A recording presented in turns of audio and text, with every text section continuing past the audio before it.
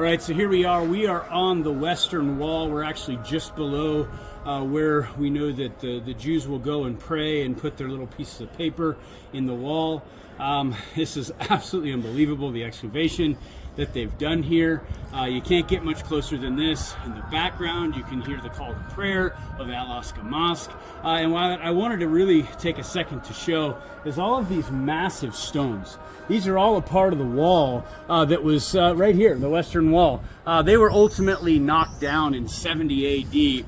And it reminds us of Luke chapter 21, and it says this, and while some were talking about the temple and that it was adorned with beautiful stones and votive gifts, he said, as for these things you are looking at, the days will come in which there will not be one stone left upon another, which will not be torn down. And he said, teacher, when therefore will these things happen, and what will be the sign that these things are going to take place? He says, see to it that you don't misled. For many will come in my name, saying, I am he, and the time is near. Do not go after them. When you hear of wars and disturbances, do not be terrified, for these things must take place first, but the end does not follow immediately.